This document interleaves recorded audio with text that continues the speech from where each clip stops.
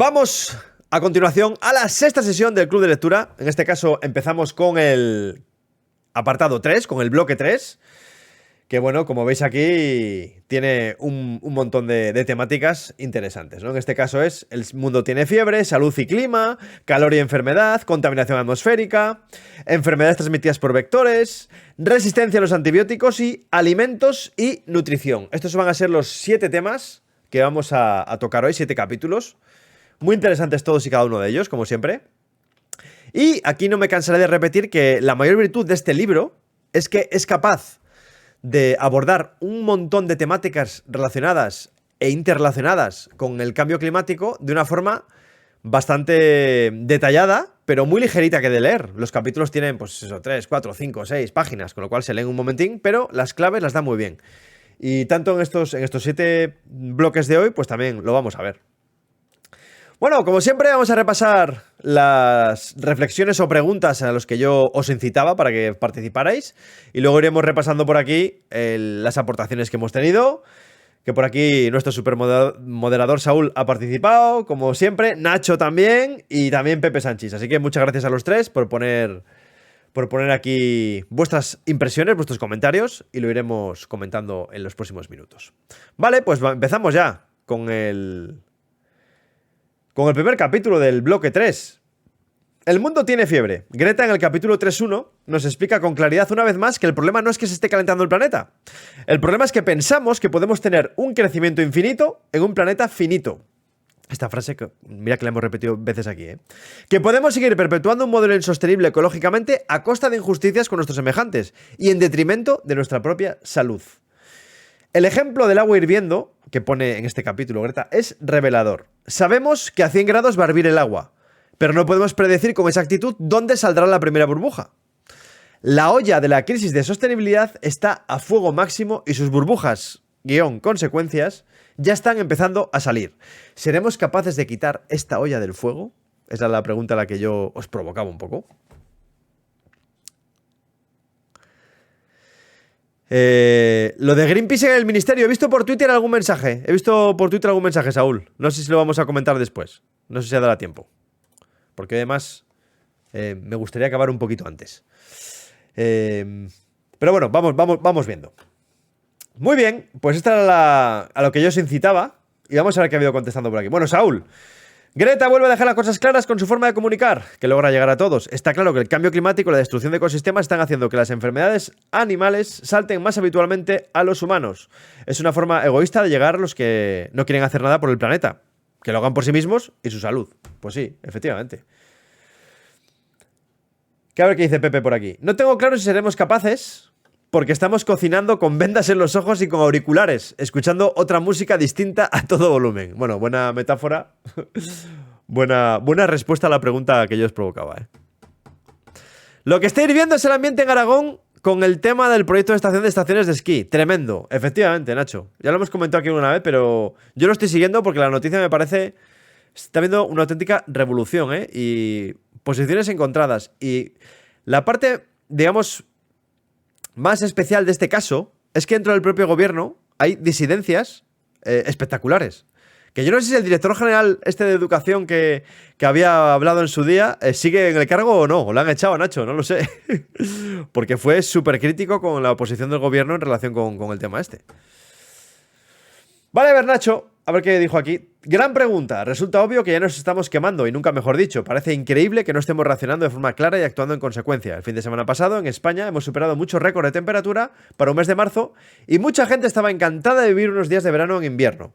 Cada año asistimos a media vuelta de tuerca más. Bueno, sí que parece que se están acometiendo medidas con los fondos Next Generation para adaptar la economía a la nueva realidad. Sin embargo, asistimos a una borrachera de millones, tal cual, a gastar en muy poco tiempo sin analizar los pros y los contras, dejando que las grandes empresas que gestionen y se lleven buena parte del dinero. Pero esto ya está generando muchos problemas y tensiones sociales, además de los previsibles impactos en los ecosistemas y la biodiversidad. Por tanto, parece que nos vamos a seguir quemando. ¿Qué más tiene que ocurrir? O sea, que sigue en pie todavía el director general, Nacho. Pues a ver si aguanta. Bueno, pues como decía Nacho por aquí, nos estamos quemando. Y Iba a decir yo lo de la noticia, sí, lo de la noticia. Que esta semana es muy habitual, esta semana que ha hecho mucho calor por muchas zonas de España, pues las noticias que han surgido en muchos medios de comunicación que flaco favor hacen al tema del cambio climático, a cómo comunicar el cambio climático. Porque sigue haciendo hincapié a que la temporada de turismo va a ser más meses alta, va a ser más durante más meses al año, que se va a potenciar la economía en ciertos ámbitos. Y este tipo de cuestiones que hacen lo que se llama el cherry picking, que es la selección de cerezas. Solo fijarme en lo que puede ser bueno, pero claro, está obviando todos los problemas que supone el calentamiento global, ¿no? El cambio climático. O sea, eso, efectos ya lo estamos viendo aquí estos días en el libro, ¿no? Efectos de salud, efectos de daños y desastres en muchas partes del mundo irreversibles. Y claro, centrarnos o hacer una lectura tan superficial como que la temporada de turismo va a ser más alta durante más meses a lo largo del año, pues es que es un problema, porque lo que se transmite a la opinión pública, pues es tremendo. Creo que en Francia, me parece escuchar la noticia esta mañana, en Francia los hombres del tiempo ya están empezando a meter siempre, explicar el contexto meteorológico, del tiempo meteorológico, en un contexto de cambio climático, para intentar sensibilizar de que lo que puede parecer a priori que es bueno, que es que en el mes de febrero haga 25 grados en Francia, pues explicar que eso no es bueno y que es muy perjudicial, ¿no? Bien, lo único negativo que resaltan es la falta de nieve para las pistas de aquí. Efectivamente, Saúl, que eso es uno de los temas... Bueno, o como puede pasar en Aragón, lo obvian. Lo ignoran. Que algunos incluso dicen como que nada, que no pasa nada, que ya ponemos unos cañones aquí y sin problema. Tenemos. Se llama Carlos Gamarra. Hoy mismo recuerda que estaciones de esquí en Teruel han durado 2 meses. Pues este domingo las cierra. No puede ser más ruinoso, efectivamente. Y luego además que el tema de cañones, ya hemos visto aquí, ya lo comentamos en algunas noticias hace tiempo, que para que se haga nieve artificial tiene que haber también unas características. Aparte que se consume un montón de agua, un bien preciado que va a escasear cada vez que aumente más la temperatura, no se puede hacer en condiciones de temperatura X. O sea, tiene que haber unos ciertos condicionantes también de temperaturas que no siempre se pueden cumplir con el calentamiento, ¿no? La gente se piensa que hace bueno haciendo 22 grados en invierno y no es normal. Hace falta que haga frío y nieve para que el equilibrio climático y el ecosistema siga funcionando. Efectivamente, los ciclos, la fenología de los seres vivos que ya comentamos precisamente la semana pasada, así lo requieren, ¿no?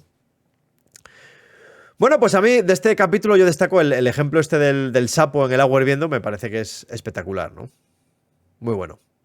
Y son formas de explicar lo que está pasando con el cambio climático en el planeta. Vale, muy bien, pues vamos con el segundo capítulo. Concretamente dice lo siguiente. Vale, muchas veces se habla de cómo llegar a las personas cuando se comunica cambio climático. Quizá la salud sea la más eficaz, a la vista de lo recogido en el capítulo 3.2. Y en este caso hay razones más que de sobra para prestar atención. Con más temperatura y humedad se facilita la extensión de zonas de influencia de mosquitos portadores de la malaria, olas de calor perjudiciales para la salud, sequías extremas que producen escasez de alimentos y agua con las implicaciones que para la salud tienen. ¿Crees que la salud debería tener más protagonismo cuando se habla de cambio climático? Vamos a ver las contestaciones. Saúl, sí creo que las enfermedades deben tener más presencia en el mensaje anticambio climático. Todo el mundo conoce ya los problemas derivados del cambio climático en cuanto a la reducción de ecosistemas, el aumento de temperaturas, el aumento del nivel del mar, pero para algunos aún es poco conocido los problemas sanitarios derivados del mismo.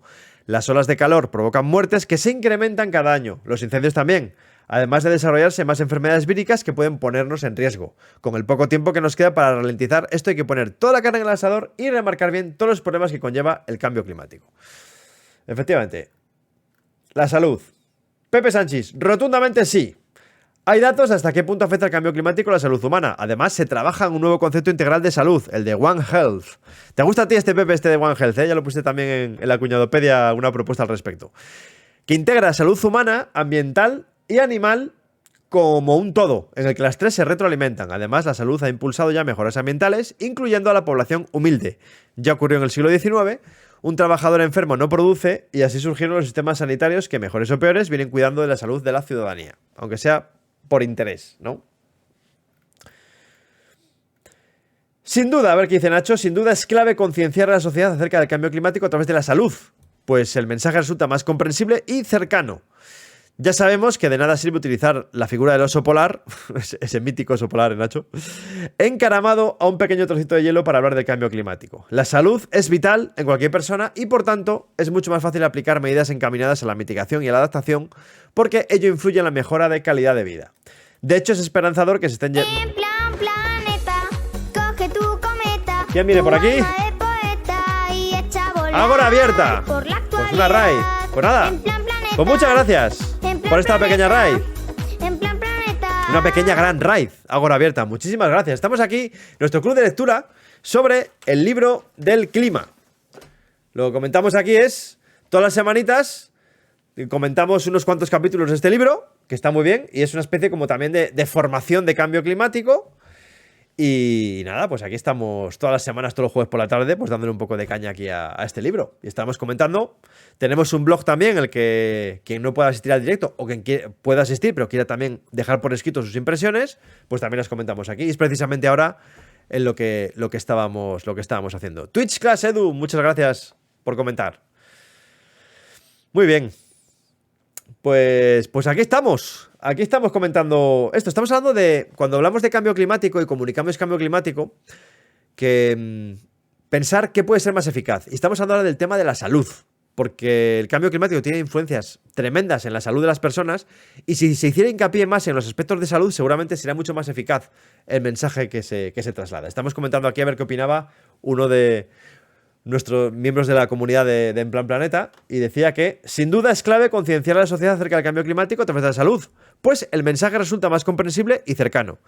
Ya sabemos que de nada sirve utilizar la figura del oso polar encaramado a un pequeño trocito de hielo para hablar de cambio climático. La salud es vital en cualquier persona y por tanto es mucho más fácil aplicar medidas encaminadas a la mitigación y adaptación porque ello influye en la mejora de la calidad de vida. De hecho, es esperanzador que se estén dando movilizaciones como las de Madrid frente a la tala de árboles, pues refleja una nueva conciencia social acerca del papel del arbolado urbano como antídoto frente a las enfermedades e impactos en la salud derivados del cambio climático. Claro, es que encima la salud tiene un montón de derivadas. Por supuesto, la vegetación y la vida en las ciudades, por supuesto que es importantísimo. De hecho, hay un montón de cosas escritas relacionadas con la importancia de los árboles, ¿no?, en los espacios urbanos. No solo por la sombra, por la vida que albergan, por el hecho de estar rodeados de naturaleza, que incluso es bueno psicológicamente para las personas también. Las ventajas son innumerables, ¿no? Vale. Dice aquí alguna cosa que destaco yo del capítulo. Aquí tengo yo destacado. Dice: muchas de las acciones que reducen las emisiones de gases de efecto invernadero también mejoran la calidad del aire y contribuyen a numerosos objetivos de desarrollo sostenible de la ONU. Algunas medidas, como incentivar que se camine o se vaya en bicicleta con más frecuencia, mejoran la salud gracias al aumento de la actividad física, lo que reduce el riesgo de enfermedades respiratorias y cardiovasculares, algunos cánceres, la diabetes y la obesidad. Otro ejemplo es la promoción de espacios verdes urbanos, lo que estamos comentando ahora, que facilitan la mitigación y la adaptación climática, al tiempo que comportan más beneficios sanitarios, como la reducción de la exposición a la contaminación atmosférica, efectos de refrigeración locales, alivio del estrés y un aumento del espacio recreativo para la interacción social y la actividad física.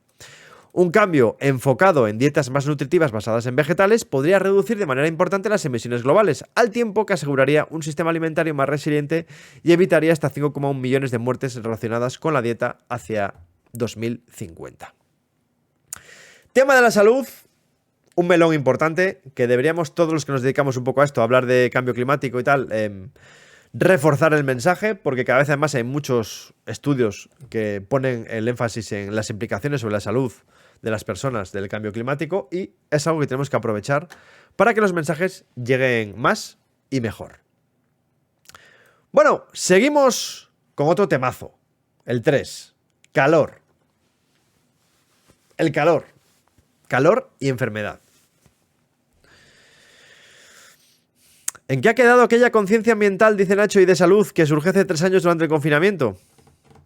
Recordamos la noticia de la India con cielos limpios. Sí, de la India y de Madrid y de... acuérdate, Nacho, de esa boina de Madrid que se vio desplazada, desapareció en gran medida. ¿Qué pasó? Pues que en cuanto pudimos, volvimos otra vez. Efecto rebote, ¡pum! Y a saco. Calor y salud. Cuando hablamos de calor y salud, llama la atención que el 1% del total de muertes son atribuibles al calor Y de ellas la tercera parte al cambio climático antropogénico, por el aumento de temperaturas de él derivadas. La frase que a mí más me ha impactado de este capítulo 3.3 es que la mortalidad es solo la punta del iceberg. Y esto porque el calor puede agravar otros problemas de salud latentes, enfermedades pulmonares, por ejemplo, o desencadenar otras enfermedades agudas, como ataques cardíacos. Y la pregunta que os hacía es, ¿sabes si donde vives están llevando a cabo algunas medidas de adaptación al calor, tales como la construcción de refugios climáticos? De refugios climáticos en realidad se empezó, me atrevería a decir, en el año 2022, realmente, y sobre todo en el verano pasado cuando hubo esas olas de calor tremendas, al menos en nuestro país. Bueno, vamos a ver que se viene hablando de esto hace más tiempo, pero digamos el salto al gran público a medios de comunicación de masas, yo creo que ha sido el verano pasado, ¿no? Y yo os hacía esta pregunta por ver si habéis detectado en vuestras zonas pues algún tipo de medidas en este sentido, ¿no? Y los animales por las calles de las ciudades. Efectivamente. Yo que pensaba que iba a haber un antes y un después, ¿verdad, Nacho? Pues sí, pero al final no. Hubo naturaleza en estado puro, efectivamente.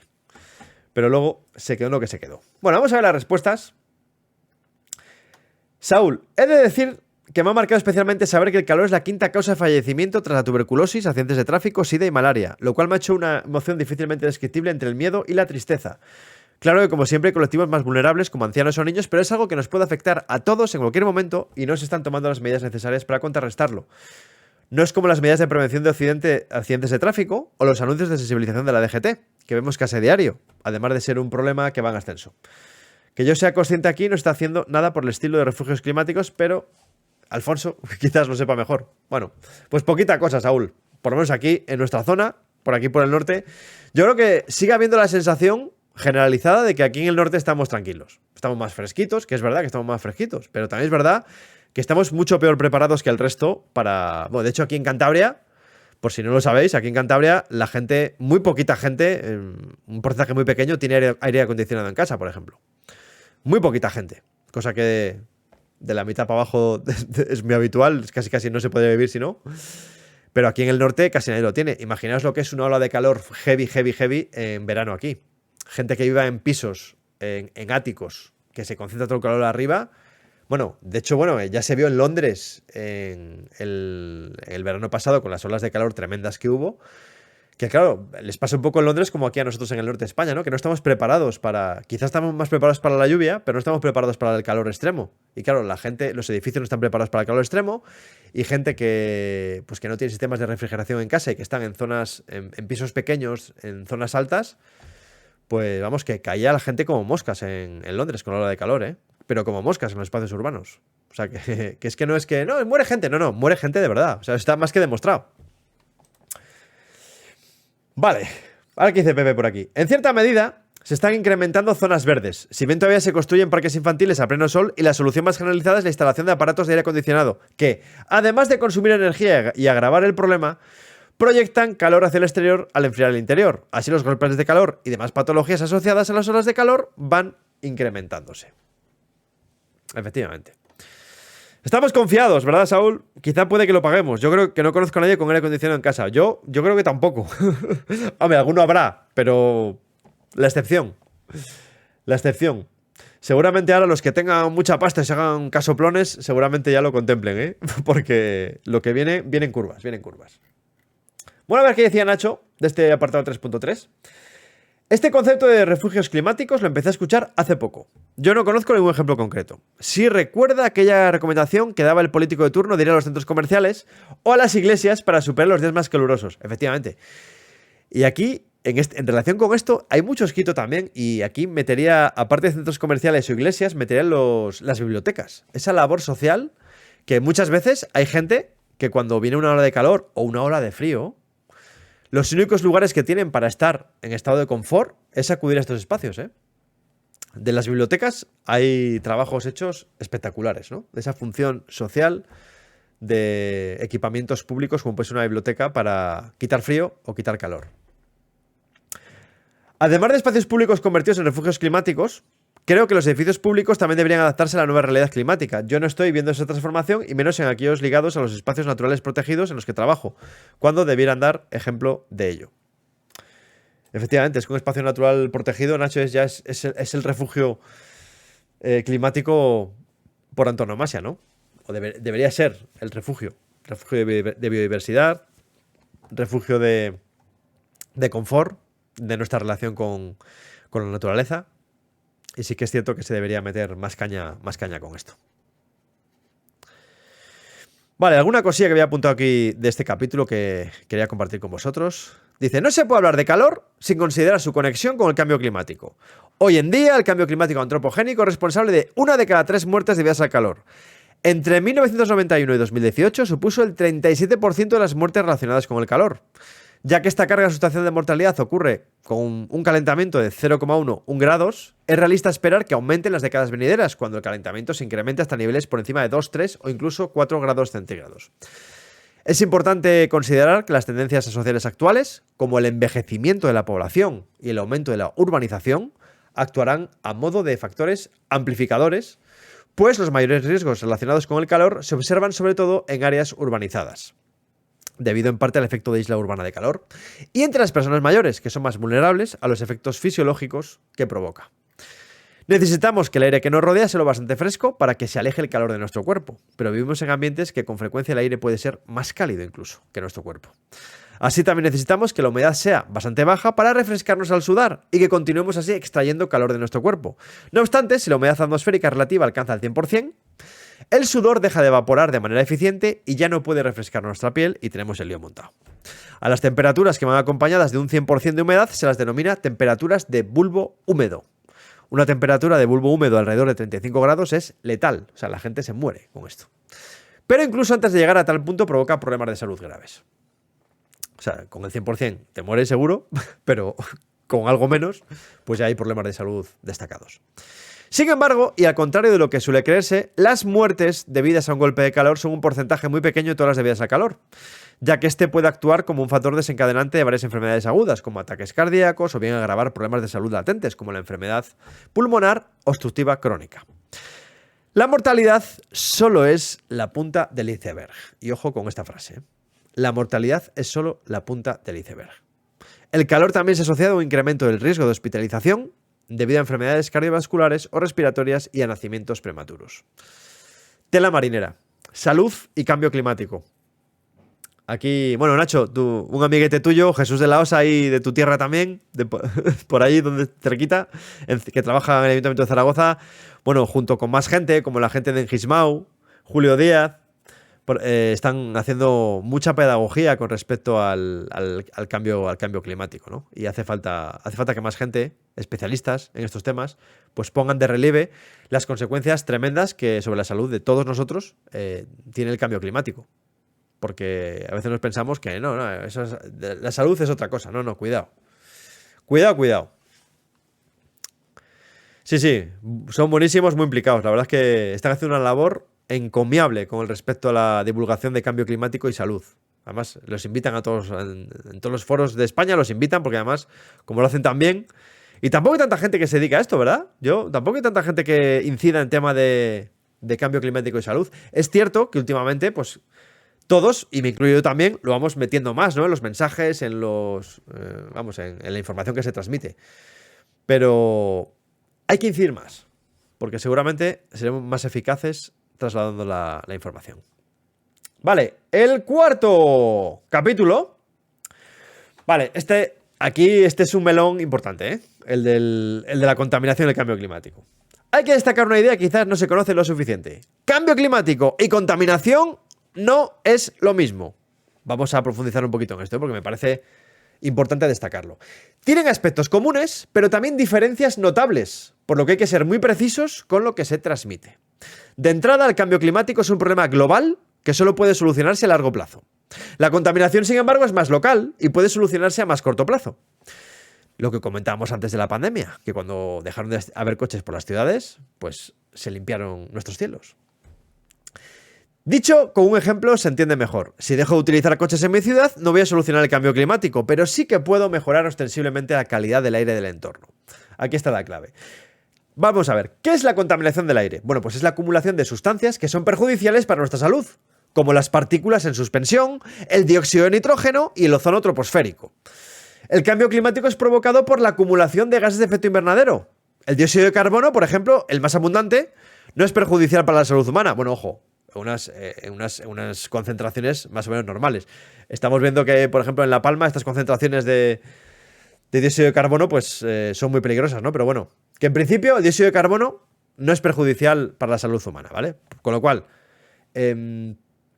contaminación por un lado, cambio climático por otro. Son dos procesos distintos, pero que se retroalimentan. Y esto sí que es verdad. Hay relaciones que hacen que uno potencie al otro en determinadas circunstancias. Aquí vamos a poner un par de ejemplos para entenderlo bien. ¿Cómo el cambio climático puede potenciar la contaminación, por ejemplo? Pues mirad, el cambio climático produce aumento de temperaturas, facilitando de esta forma que haya episodios de estabilidad atmosférica que dificultan la dispersión de contaminantes. Así, aumenta la concentración de los contaminantes atmosféricos. Estas situaciones de estabilidad hacen que no se puedan diluir estas partículas, se concentren y haya más contaminación. Pues fijaos. Un ejemplo de cómo puede el cambio climático potenciar la contaminación. Pero es que al revés también pasa. La contaminación también puede potenciar el cambio climático. Y fijaos, el amoníaco, por ejemplo, que es un gas contaminante, procedente de la ganadería y de la agricultura, fundamentalmente. Cuando se deposita, este amoníaco emite óxido nitroso, que es un gas de efecto invernadero pues muy potente. ¿Vale? O sea que, fijaos. Cambio climático, contaminación. No es lo mismo, pero están muy relacionados. Y se retroalimentan. Uno potencia al otro y la otra potencia a la una. Fijaos. No sé si esto tenéis alguna duda o no ha quedado claro, pero me parece importante destinarle un poco de tiempo, porque es cierto que muchas veces, sobre todo medios de comunicación, lo confunden. Y no es lo mismo. No es lo mismo. Sí, Jesús, ya sé que es médico, Nacho. Por eso resulta muy interesante ver su trayectoria en el campo de la educación ambiental y su vinculación a la salud, efectivamente. Él, aprovechándose de su formación como médico, pues claro, tiene unos conocimientos y su perfil de educador ambiental, pues claro, lo aprovecha estupendamente bien. Muy bien. Y la pregunta que os lanzaba yo aquí es: ¿cuál de estos dos problemas crees que le preocupa más al conjunto de la población? ¿El cambio climático? ¿La contaminación? ¿Los dos por igual? ¿Ninguno? Vamos a ver qué dice por aquí Saúl. Yo creo que en muchos casos se confunde contaminación y cambio climático y se les da el mismo significado. Un lugar puede estar poco contaminado pero sufrir mucho por el cambio climático, como puede ser las islas del Índico y del Pacífico, por eso. Lo primero para solucionar los problemas es saber qué es cada cosa y a qué nos enfrentamos. En mi opinión, a la gente, al menos en Europa, le preocupa más la contaminación, ya que lo podemos ver más a diario, como son las boinas de Madrid o Barcelona. Pero como se dice en este libro, solo es la punta del iceberg del real problema que es el cambio climático contra el que hay que actuar, por ejemplo, erradicando o mitigando la contaminación. Vamos a ver. 3-4 Pepe. Creo que hay bastante confusión, a la que hay que añadir el tema de la capa de ozono. Buena apreciación, Pepe. Ahora hablamos un poco de la capa de ozono, que también se mete en el mismo saco. Se es consciente de las consecuencias en bastante medida. Aumento de temperatura media, incremento de la intensidad de algunos fenómenos atmosféricos, agravamiento de las sequías y sus consecuencias. Pero no se tiene muy claro el origen y se confunde bastante, efectivamente. Bueno, la capa de ozono. Que además el tema de la capa de ozono es un buen ejemplo de que cuando la humanidad se pone de acuerdo y se pone manos a la obra, se pueden solucionar los problemas. Bueno, el tema de la capa de ozono, es cierto que luego también aquí hay un montón de estudios y siguen estudiando cosas y hay ciertos parámetros que pueden tener relación, que relacionan cambio climático con la capa de ozono, pero bueno, fundamentalmente, lo que fundamentalmente acaba con la capa de ozono son los clorofluorocarbonos, ¿vale? Que son una serie de elementos que están, en emisiones industriales, en electrodomésticos, están ahí. Entonces, cuando se descubrió que eran precisamente estas sustancias las que estaban acabando con la capa de ozono, lo que se hizo fue llegar a un acuerdo internacional. El acuerdo creo que era el de Montreal, corregidme si me equivoco, y lo que se hizo fue, no sé si fue en el año 87 o por ahí, y se limitó mucho la emisión de estos gases, ¿no? Se prohibió ponerlo en una serie de productos que se producen y tal, y eso permitió que el problema de la capa de ozono pues esté más o menos resuelto. Ya sabes que donde hay más problemas es en la zona de Australia por allí, que allí los melanomas, como churros aparecen. Es cierto que ha mejorado mucho y realmente no tiene relación con el cambio climático así de forma estricta. Como digo, hay estudios y un montón de papers que están buscando parámetros que relacionan una cosa con otra, que sí que puede haber ciertos grados de paralelismo y de interacción, pero bueno, ya sabemos que en el medio ambiente todo está interrelacionado, aquí nada es independiente, todo es sistémico. Entonces, bueno, es normal que haya parámetros, pero en este caso, lo que hacía el tema de la capa de ozono, que también había mucha confusión, no es cambio climático estrictamente, sino que es emisión de contaminantes producidos por el ser humano en temas industriales, de electrodomésticos y tal. Así que nada. Bueno, pues vamos a que dice Nacho por acabar con este capítulo. Creo que la contaminación se percibe como algo más cercano e incluso abarcable, pues en muchas ocasiones depende de medidas adoptadas por los ayuntamientos u otras administraciones cercanas al ciudadano. Por el contrario, el cambio climático se suele percibir como algo mucho más abstracto, lejano e inabarcable. Es por esto que escuchamos comentarios como por mucho que yo haga poco o nada va a influir en el cambio climático, más cuando hay mil millones de chinos que contaminan sin control. Hay que contrarrestar estas formas de ver la realidad e incidir en la necesidad de cambiar nuestros hábitos cotidianos, pues, aunque no sean suficientes, siempre ayudan. Bueno, pues efectivamente. Así es. Vamos a ver alguna cosilla de este capítulo que he seleccionado yo por aquí. Vale. Dado que los perjuicios tanto de la contaminación atmosférica como el cambio climático recaen de manera desproporcionada en los miembros más pobres y vulnerables de la sociedad, los beneficios para la salud de mitigar el cambio climático constituyen también un camino hacia un mundo más justo y equitativo. Una de las acciones más importantes que podemos llevar a cabo para combatir la contaminación atmosférica y la crisis climática es, por decirlo simplemente, dejar de quemar cosas, dejar de quemar combustibles fósiles. Para obtener energía es un paso básico que produce enormes beneficios inmediatos en la calidad del aire, ya que 1 de cada 5 muertes prematuras está relacionada con la contaminación debida a combustibles fósiles. Frenar la quema de biocombustibles para cocinar y a veces para caldearse, al proporcionar a las poblaciones más pobres del mundo acceso a energía moderna y eficiente, supone enormes beneficios para la salud, pues mejora la calidad del aire tanto interior como exterior. Así pues, adoptar una visión amplia que vele por el bienestar social general, en lugar de pensar solo en los efectos del cambio climático, quizás también pueda motivar a la acción al mostrar a la gente que puede obtener beneficios locales y a corto plazo para la salud, además de evitar la catástrofe climática a largo plazo que a muchos les cuesta concebir. Bueno, pues interesantísimo este capítulo. No más ni menos que el siguiente. Enfermedades transmitidas por vectores. Ojito aquí, Ojito aquí. 3.5. Lo del capítulo 3.5 no es ciencia ficción. Lo predicen los modelos y se está comprobando día a día. El aumento de temperaturas facilita la extensión de zonas de influencia donde pueden transmitirse enfermedades por picaduras de mosquitos, tales como el dengue o la malaria. ¿Cómo te imaginas, preguntaba, una España donde sea posible contagiarse de dengue? Cuidado, Contagiarse de dengue en España. Pues ya ves. A ver qué dice Saúl. Está claro que la globalización, la facilidad para viajar de un país a otro puede traer enfermedades a lugares donde estaban erradicadas, pero hoy también puede darse por el cambio climático. El aumento de temperaturas puede atraer mosquitos que traigan a Europa el dengue y la malaria, por lo tanto volvemos a ver cómo las enfermedades se relacionan con el cambio climático y viceversa. Si no queremos vernos afectados, hay que actuar ya. Pepe Sanchís. Esto es terrible, pero no tan lejano. Como se dice en el artículo, ya van apareciendo algunas enfermedades consideradas tropicales en zonas con climas originalmente más templados. La extensión de las estaciones cálidas permite un mayor número de ciclos reproductores de los vectores de esas enfermedades y su mayor supervivencia, lo que facilita los contagios. Por otro lado, la destrucción de biodiversidad por el uso de insecticidas de amplio espectro o alteración de hábitats acaba con depredadores de estos mosquitos, lo que multiplica más aún su población. Así ocurre con muchos insectos, murciélagos o aves insectívoras. Una sola golondrina puede comer hasta 800 mosquitos en un día. Efectivamente.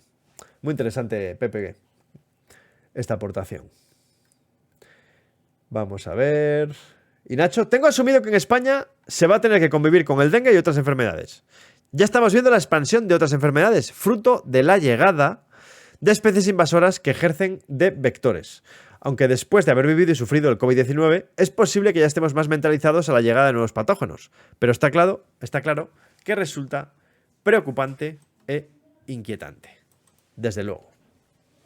Desde luego. Vamos a ver, alguna cosilla que tenía por aquí seleccionada. Vale.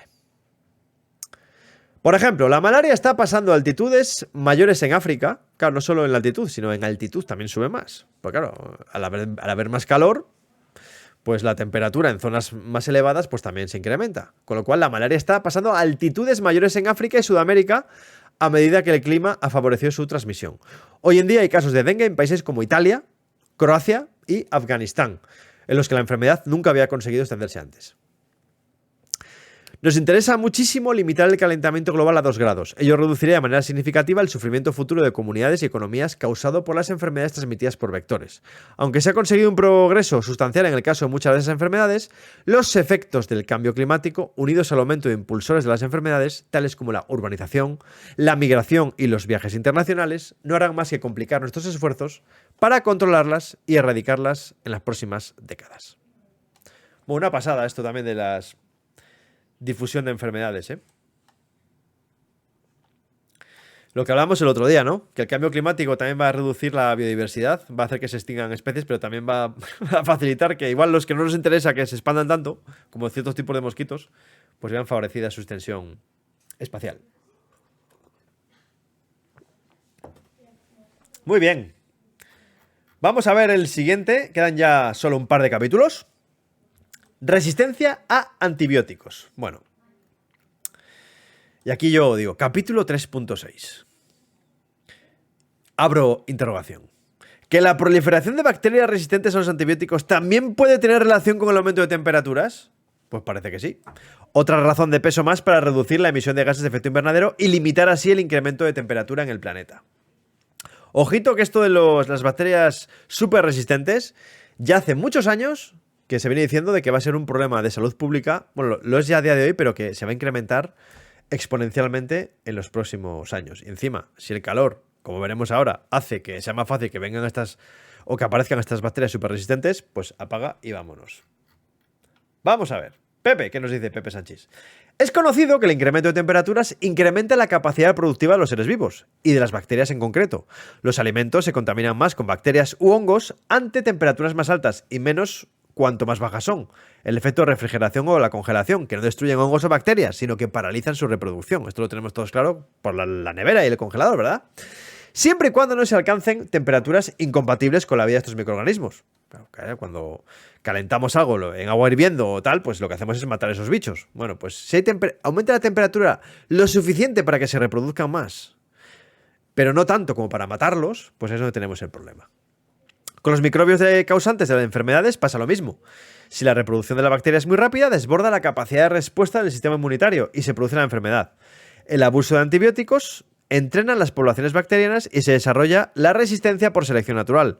Este efecto de resistencia, si se produce con temperaturas altas, se acelerará al producirse un mayor número de bacterias resistentes más rápido. Efectivamente, pues muy bien explicado, Pepe, la verdad. Nacho. Vale, 3.6. Yo creo que aquí estás hablando del 3.7. Sí, estás hablando del 3.7, del siguiente. Vale, te has saltado uno, Nacho, yo creo. luego retomamos este de aquí. Vamos a ver, Saúl, qué nos cuenta por aquí. Volvemos a observar una muestra más de que el cambio climático afecta a nuestra salud. Ahora, con el aumento de temperaturas, las bacterias y virus se ven reforzados, llegando a producirse mutaciones mucho más fuertes y resistentes a los antibióticos y antivirales, lo que vuelve a ser un gran foco de enfermedades que puede conducir a una mayor mortalidad. Finalizo diciendo lo mismo que en otras ocasiones. Si no lo hacemos por el planeta, al menos hagámoslo por nuestra salud. Pues sí puede ser un buen lema, Saúl, ese. Efectivamente. Vamos a ver qué tengo yo apuntado por aquí este articulito. Vale. A lo largo de los últimos 5 años ha ido acumulándose pruebas de que el desarrollo de la resistencia a los antibióticos en las bacterias patógenas puede estar relacionado con el clima, incluida la temperatura ambiente. Algunos estudios demuestran correlaciones entre una mayor temperatura ambiente y una mayor extensión de la resistencia de las bacterias que causan algunas de las infecciones más comunes en los humanos. En efecto, algunas de las infecciones bacterianas más resistentes de las últimas décadas se han dado en latitudes centrales cálidas. Resulta inquietante que el grado en el que se desarrolla la resistencia a los antibióticos también parece correlacionado con el clima. Las áreas más cálidas muestran aumentos más rápidos de la prevalencia de la resistencia a lo largo del tiempo. Separar completamente el papel de los factores climáticos de otras características regionales supone todo un reto. Pero un número creciente de indicios sugiere que el clima que se calienta puede desempeñar un papel importante a la hora de estimular la resistencia a los antibióticos. Como si todo lo que hemos visto hasta ahora fuera poco, añadimos esto. Que está. No, no pasa nada, Nacho, está pasado, no te preocupes. De locos. Es que cuando he visto que empezaba diciendo de locos, claro, como el capítulo 3.7 empieza con la pregunta, o digo que esto es de locos, pues. Por eso digo, te lo has saltado. No pasa nada, Nacho. Semana de locos que llevas también, ¿no? Bueno, vamos con el último apartado de hoy. Alimentos y nutrición.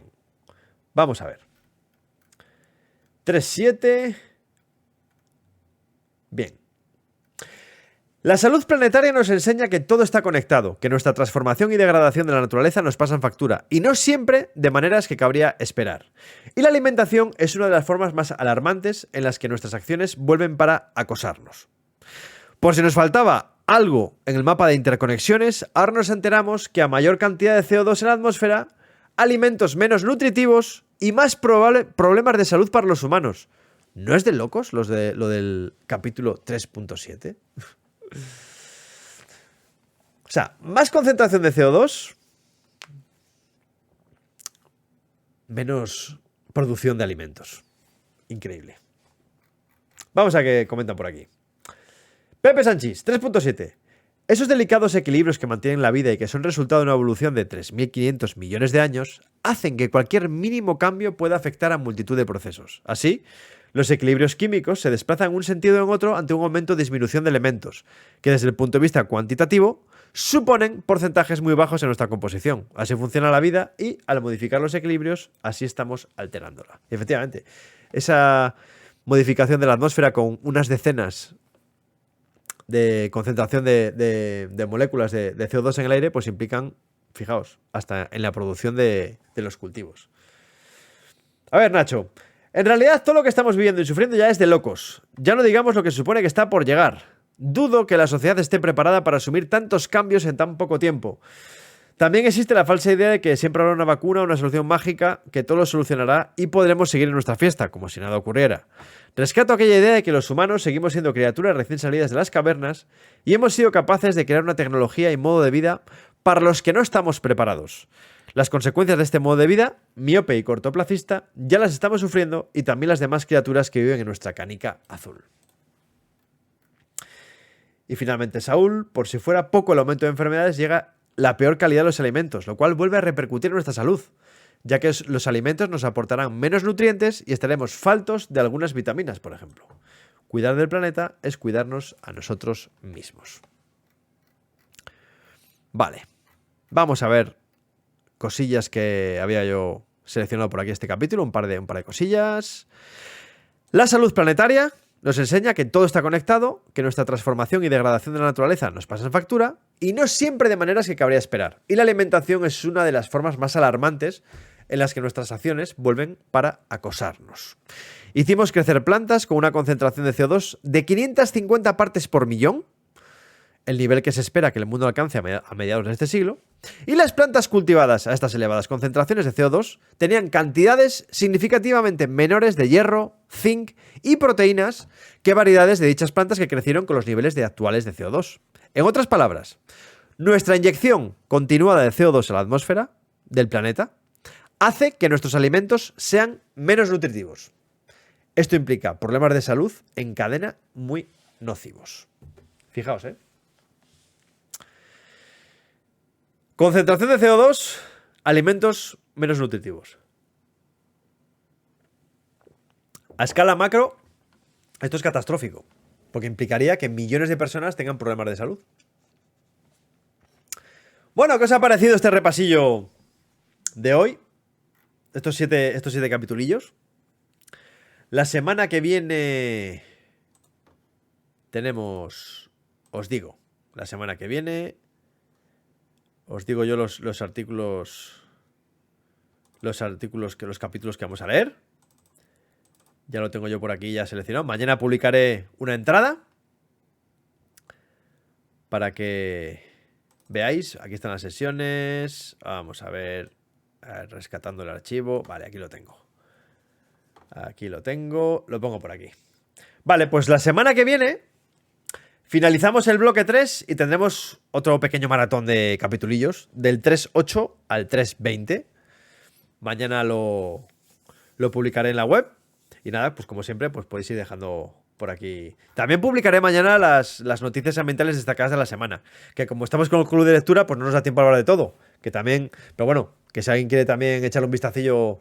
Yo digamos que facilito el trabajo, porque a veces igual, quien no esté todos los días mirando noticias ambiententes, porque de verdad que lleva tiempo y tal, pues bueno, pues yo os lo pongo fácil. Os hago un resumen de toda la semana, de lo más destacado, lo que a mí me parece más destacado. Así que lo sepáis. Es verdad que estas últimas semanas, con el club de lectura, estamos dejando un poco la actualidad ambiental un poco de lado. Siempre comento al menos una noticia, al menos la más destacada.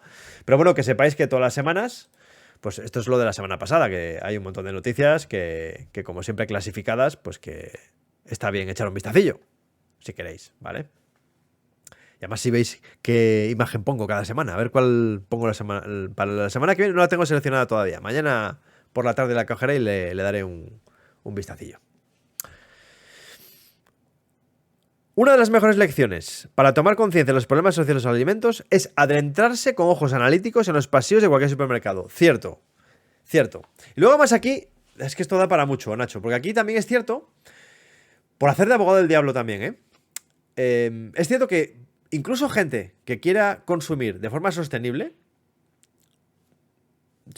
para el planeta y para su salud, hay veces que incluso es complicado, ¿eh? O sea, hay que tener mucha formación, hay que saber muy bien lo que estás leyendo, hay que fijarse muy bien en la letra pequeña que aparece, porque no siempre es fácil ser un consumidor responsable, un consumidor sostenible. Muchas veces no es fácil. No sé si estás de acuerdo conmigo o no, Nacho, en esto, pero, hombre, hay cosas que son muy evidentes. Ahora, por ejemplo, yo me pongo en buena leche cuando voy ahora por el supermercado y veo uvas. ¿De dónde vienen las uvas ahora? De Perú. ¿De verdad hace falta tener uvas ahora? ¿En España? ¿Hace falta traerlas de Perú? Pues yo creo que no. No hace falta. No hace falta. Como ejemplo, ¿no? Por no hablar de los espárragos. Es cierto, claro, que hay espárragos de Navarra. Yo he de reconocer que yo para los espárragos soy muy sibarita. Y yo, ¿son de Navarra o no los como? Estos que ven de Perú, que ven de China, claro, ¿qué pasa? Pues que el precio es lo que tiene. El precio es lo que tiene.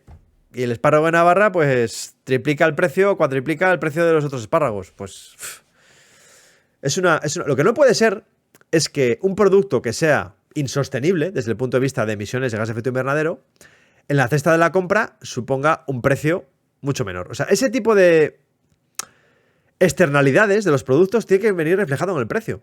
Claro, aquí nos estamos metiendo ya en temas complejos, que es el comercio internacional, los tratados de libre comercio que hay entre los países y el sistema capitalista que tenemos montado, ¿vale? Del que todos formamos parte.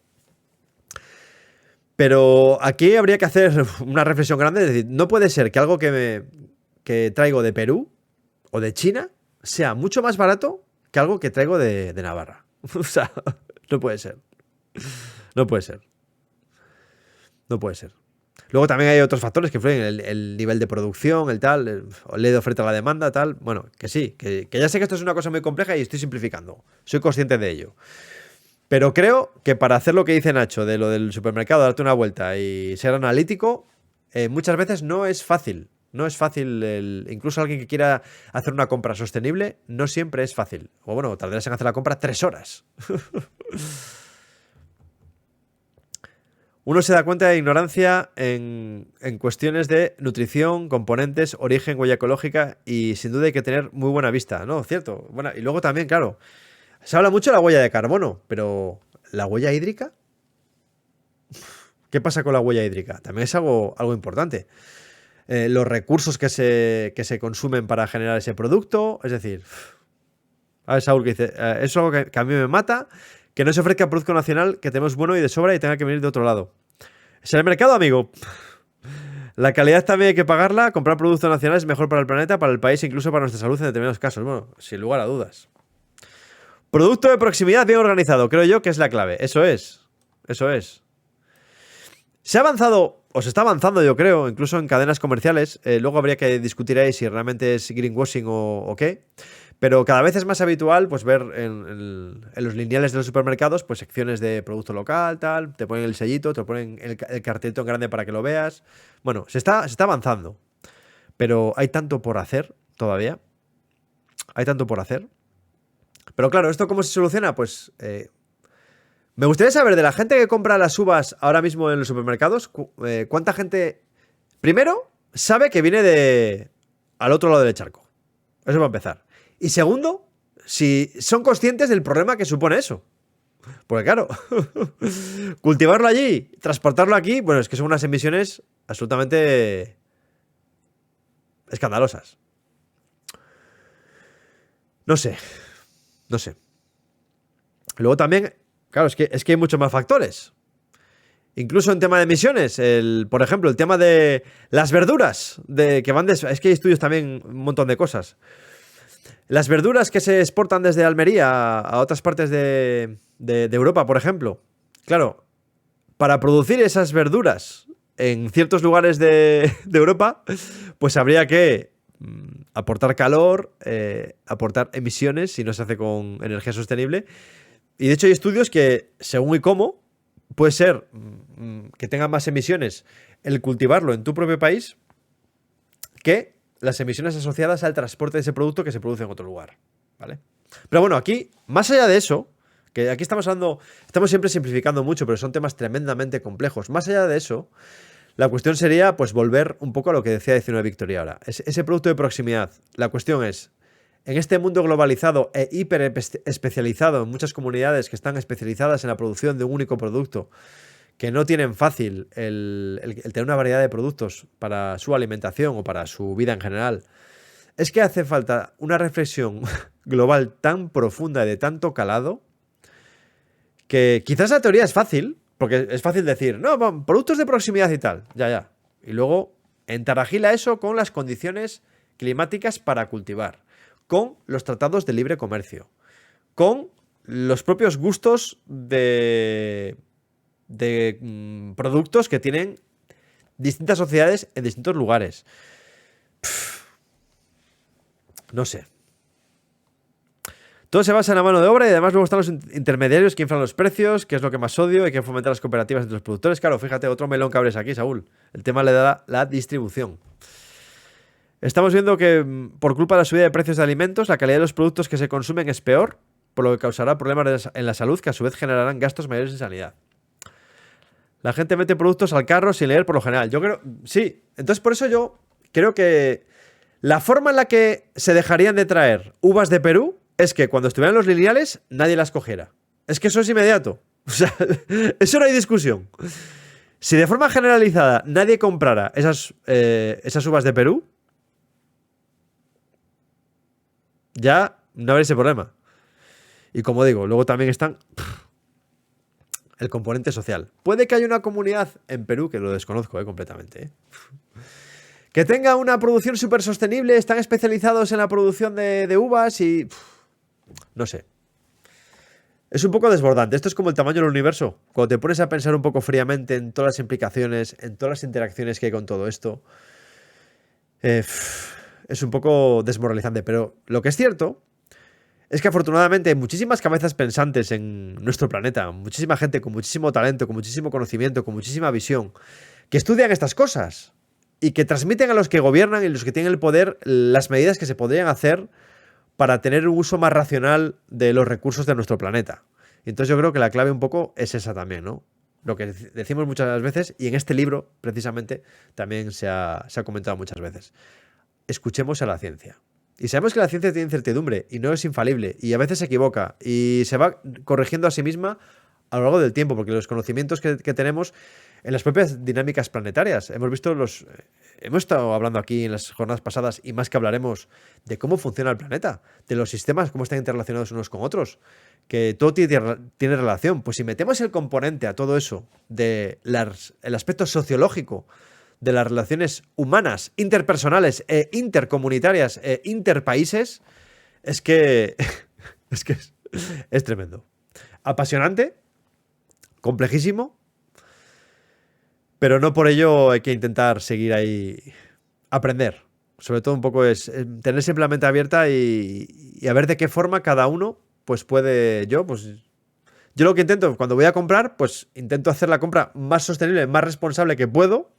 Y aquí estamos compartiendo pues una tarde de jueves inquietudes, ¿no? Y compartiendo información, cómo puede ser la forma más eficaz o más apropiada de transmitir las cosas, no sé. Los libros de carro de combate, sí.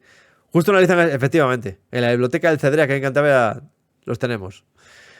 No somos conscientes de nuestra capacidad de cambiar la realidad como solo comprando. Es cierto. Lo que pasa es que, claro, poner de acuerdo a todos los consumidores, el concepto de consumidor occidental, sin ir más lejos, es multiforme, tiene muchas aristas, hay decenas de tipos de consumidor. Y muchos compartimos igual un aspecto que de eso no se escapa a nadie, que es la comodidad, la falta de tiempo, la falta de recursos para enfrentarnos a las cosas. Pero bueno, yo creo que esta formación de la ciudadanía en cuestiones de salud, de cambio climático, de tal, yo creo que es importante hacerlas llegar. Porque si fuéramos realmente conscientes de las implicaciones que tiene, con el tema de las macrogranjas, por ejemplo, que lo hemos hablado aquí mucho también en el canal, si fuéramos realmente conscientes de todos los problemas derivados que hay, creo que haríamos una reflexión que nos invitaría a hacer cambios reales en el consumo en nuestra vida, ¿no? Bueno, 8:10. Hoy quería acabar un poquito antes, con lo cual, a no ser que alguien tenga algo que quiera compartir, que no se pueda aguantar, por supuesto que lo puedo poner por aquí, faltaría más. Este rato de charleta que ahora me encanta compartirlo con todos vosotros. Y nada, voy yo, mientras vamos aquí, si alguien quiere poner algún comentario más, voy a ir mirando a ver quién está conectado por aquí, para hacer una pequeña raid. Vamos a ver quién está por aquí, que podemos hacer una pequeña raid. Mira, maestro con clase. Maestro con clase está por aquí. Yo creo que le vamos a hacer una raid, ¿eh? Sí, vamos a hacer una raid a maestro con clase. Maestro... Gracias a ti, 19 Victory, por pasarte una tarde más por aquí. Vale, vamos a iniciar la raid. Vamos a poner la cancioncita. Ya sabéis que siempre la ponemos. Vamos a ver. Música, la versión corta. Bueno, pues como siempre, un placer haber compartido con todos vosotros. Muchas gracias, Saúl, por estar en la moderación. Los habituales, los que comentáis y los que sé que estáis por ahí, pero no comentáis, pues también muchas gracias por pasaros, porque también... os siento al otro lado aunque no digáis nada. Vamos a ver. Gracias a ti, Nacho. En plan planeta, coge tu cometa, tu alma de poeta y echa a volar por la actualidad. En plan planeta, en plan planeta, ¡Hey, hey! en plan planeta. Pues lo dicho, el jueves que viene, más y mejor. ¡Hasta luego!